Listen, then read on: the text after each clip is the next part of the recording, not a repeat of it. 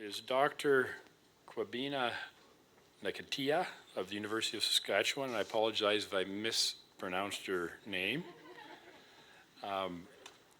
He presently works with Geo-AI technology to push innovation in agronomy at the University of Saskatchewan. Basically, a worldwide knowledge of digital geographic data. Is author of more than 89 peer-reviewed scientific publications related to digital agriculture and big data analytics. You know, that's a lot more than I knew that actually existed in this subject matter. So I'm looking quite forward to hearing your presentation. Welcome.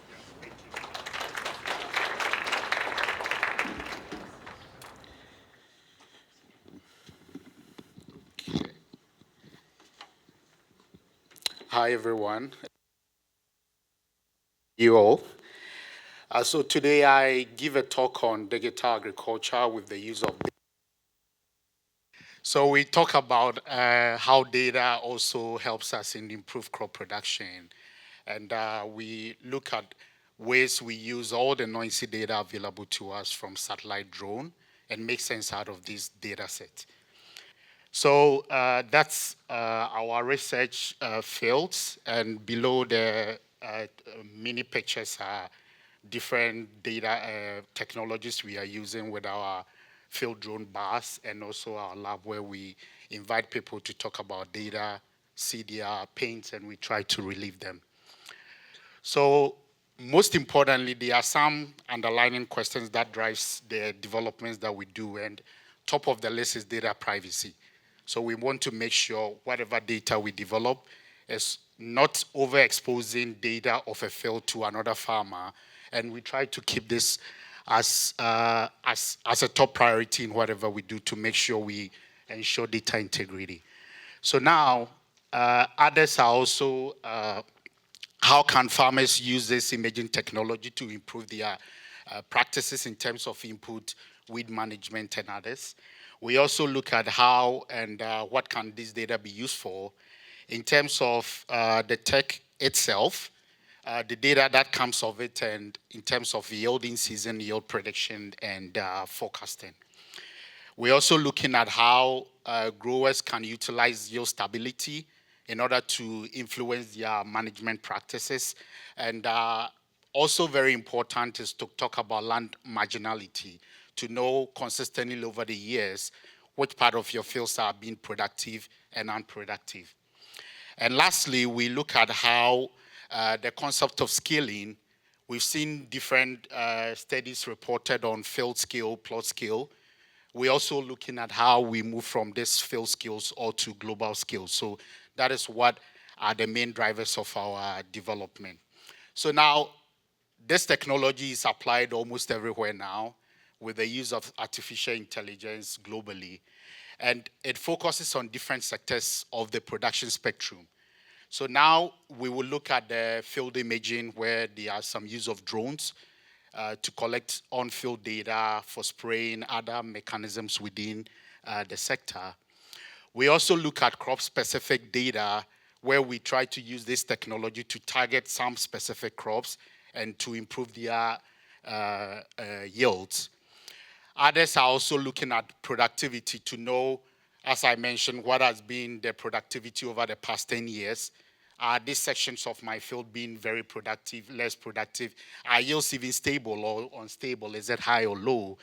And then to look at how does that productivity maps translates into profitability, to know whether I'm actually making profit on this part of my field or not. And then you decide as to optimizing your input. We are looking at in-season events like hail damage, flood events, and how this also impacts your crop production. So we are developing all this technology to meet these specific fields. Well, underlining is the use of this artificial intelligence, a bunch of machine stuff learning how we understand data and then making meaning out of that data. We also have understanding of the predictables that actually drive yield within a field to know if I'm recording 50 bushels, 20 bushels, 10 bushels of per acre, what are the drivers causing or contributing to this performances. And then finally, yield maps, trying to make, there are quite a lot of yield data we receive from growers, and then you would see a lot of artifacts in the data, but we try to make sure we put this through some technology to make them really usable and quite easy to work with. And then finally, on the yield stability within field, to understand within field variability. So this actually are the different facets that our technology tries to address and look to answer questions on. So now for the concept of scaling, there are plus skills where we try different research to see what are the rates and the efficacy and all that. There are field skills, there are regional skills where you want to make assessment across a province, across Canada, prairie, and then the global skill when you want to understand what are trends in there. So all these are different forms of concepts of skills that our tools helps us make inferences from data sets that are available to us. And then this could be data that are ranging from satellite images to drone or even field measured data. So now the question is, are you interested to look at spatial and temporal variability or just to understand yield prediction? It doesn't matter where you're asking the question from, whether it is from drone usage or from satellite images. But then, for us to answer all these questions, whether you're looking at the past 10 years, what has been the trend in different predictables, there are some key questions that we look out for. And most importantly is to understand where are the limits of my field, to know whether all these practices or management recommendations, where do I apply them? Because technologies that work in Saskatoon doesn't necessarily work in Regina. So I want to understand these things are site-specific and I need to apply site-specific recommendations. So for us, it is very important to understand where are my field borders? Are they also changing over time? And then most of these technologies could follow on, whether it is weed segmentation, soil salinity mapping, crop phenology, looking at different stages of crop, yield mapping, or even mapping profitability of your field. So very key to us is to understand where your field ends and what recommendations we can apply. So we try to go through this cycle through the presentation. So for all this, we are bridging the gap between the plot skills to the global skills just using our artificial intelligence approaches. So myself and our team, we just train a bunch of computers, understanding all this and try to make meaning out of the data. So now with a field border, shown in here is a segmented field which we run our model on. So we have everyday images that everybody, you can even take with your phones, and you get them in bunch of RGB in different bands. So now it comes as a stack of images from different shades of color. We call them the red-green band, very generic primary bands. And then it goes through different deep learning algorithms to make predictions on. So now on the very far, your right, you see some validations where we try to do with our model. So with all this, you train a bunch of computers, they could just give you something totally rubbish, but then you have to understand whether they are performing, how you've trained them to perform. So here, we do a prediction, and then we try to manually draw field borders and then compare them to what the machines are producing. And very good performances already in the ranges of more than 90% accuracy from our models. So with this technology, we've developed the pipeline. It scraps data from open source systems, and then it just goes through the pipeline, and then it comes back with field borders segmented across an area. So for the very first test, we did 22 million acres in a couple of hours. So it segmented all these fields. And our plan for our lab is to do this across wall-to-wall Western Canada. So every year, these field borders will be developed based on these data sets that come in, and then we could base our management recommendations on such field borders. In terms of weed segmentation, it's very important. And most importantly, one of our students is working on kosher. And the idea is to also train, then we are combining the use of drones where we fly and then we capture these images. Just do some referencing to make sure we can identify these different patches of weed on images and then train some machines to understand and then do the prediction. So also we use bunch of satellites. This option used some different indices that was estimated from same satellite images, and then we train them using, there are algorithms called neural network, random forest, quite familiar, very widely used models. And then we train them based on indices, and then we produce some of these weak patches. So you don't necessarily have to go there identifying them and measuring where these weak patches are. But then with this technology, you could just set just a click of a button and then know exactly where to find these weak patches in an area.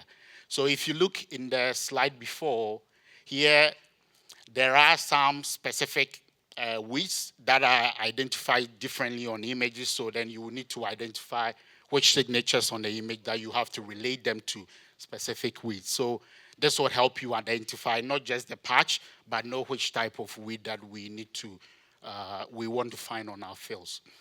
So here is another example where this was done on a drone, and this is already adopted by a precision ag company where they mount cameras on their machines and then drive off, and it helps them with their spraying system. So the technology is just taking pictures of the plants and then classifying them as to which type of weed.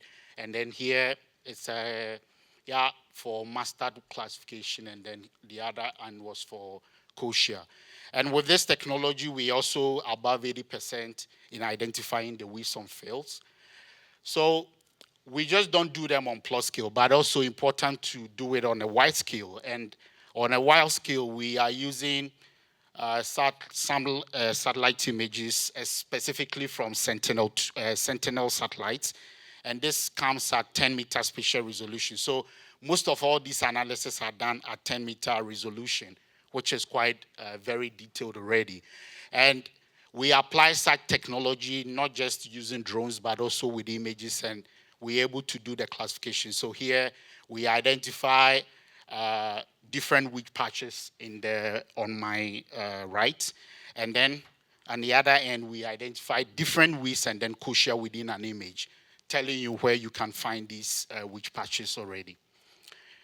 In the field of soil salinity, we're also mapping that, but then most importantly is the reference data that we feed into our models to train them. And here we worked with CropPro, where they did some EM38 measurements on fields. And then we tried to understand there's different electromagnetic readings from the EM38. And then we try to build a relationship with these measurements and the satellite images. So all these analyses are based on open source data, so it makes it quite easy to do it across, which is also 10-meter globally. So now, based on some of these measurements, we get some reference data, and then we train our models to help us make some predictions on those. So as an example, we tested different learning approaches, and here the reason for different learning approaches are they have different performances and their limitations. So the idea for us is to combine different machine learning algorithms and then to know to build upon the weaknesses of others in order to develop them.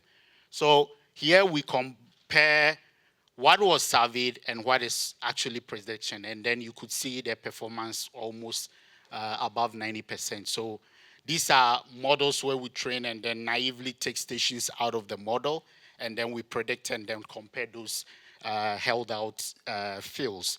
And then you already see how much well the models are actually performing in identifying locations of salinity.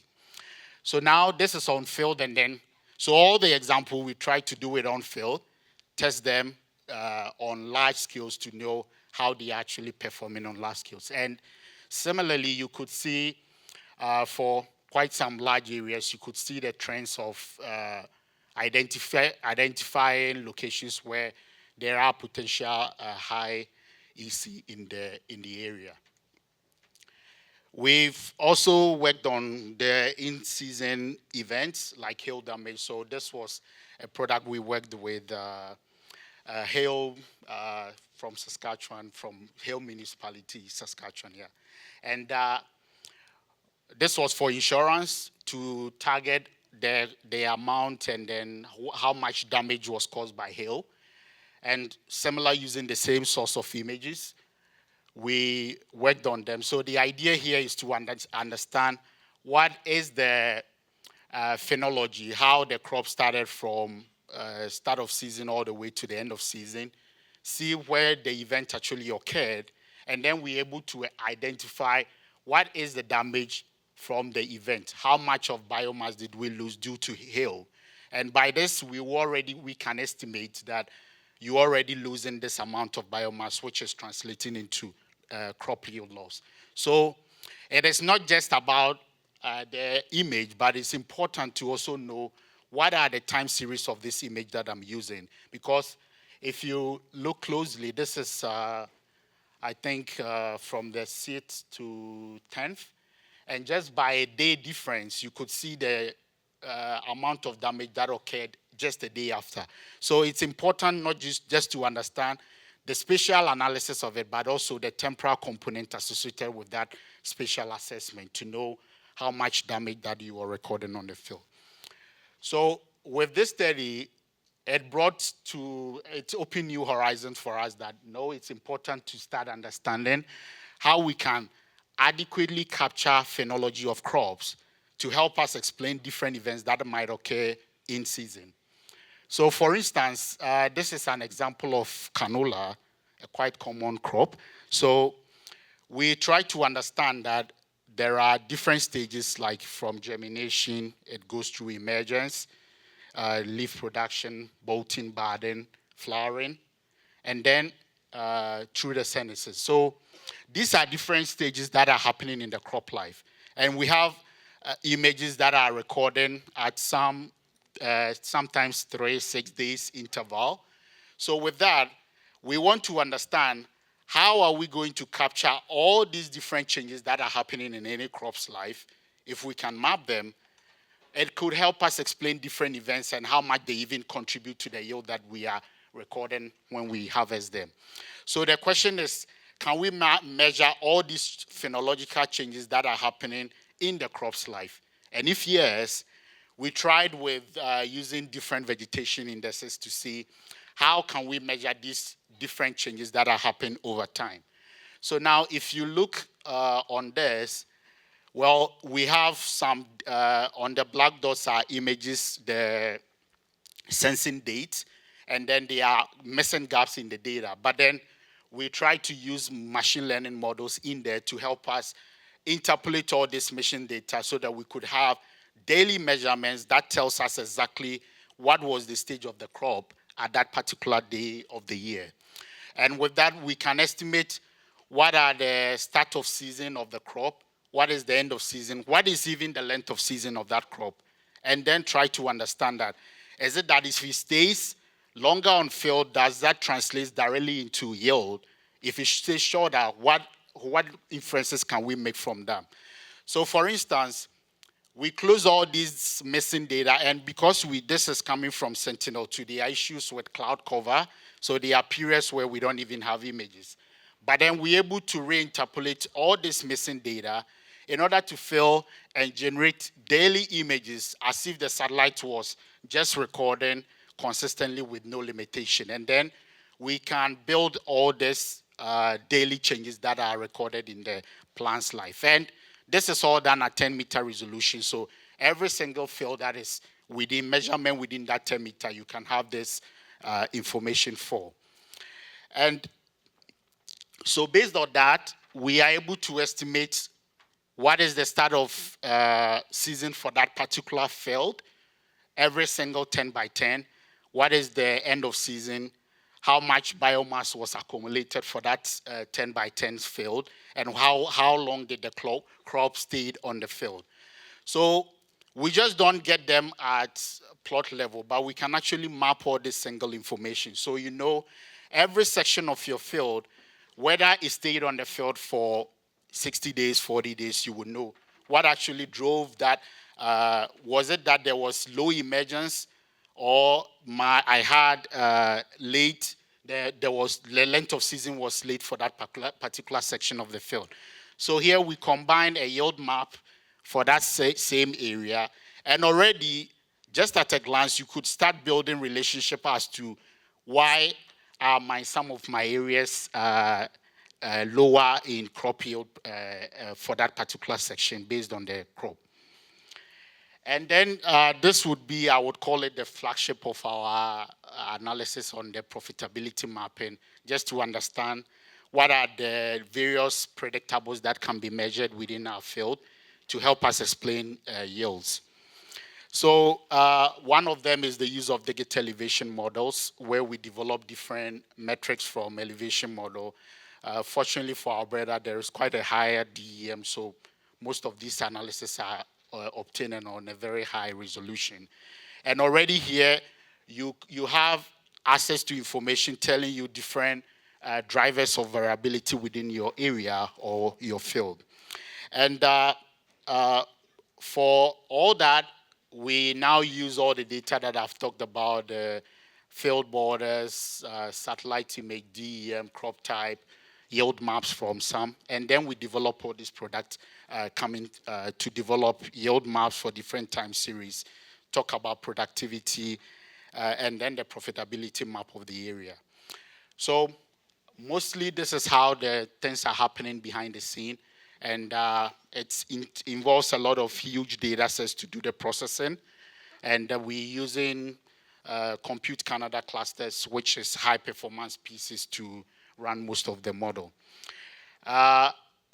Key to understanding some of this is, for instance, you could, looking at a parameter, you will understand that even if I want to make a yield forecast for my field in season, prior to harvest, you will know how long some of these indicators. So for instance, depending on the start of season, I already have an idea how much that is going to translate into crop yield for my particular single field.